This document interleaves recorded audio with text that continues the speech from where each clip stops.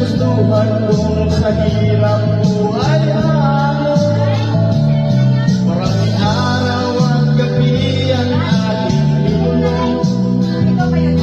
Mga mahal ko ang nagpalakas ng aking loob. Hindi ko napansin ang tago ng mga oras. Ngayon nga ako'y pabalik na sa pabilis ang tipo ng aking bibig habang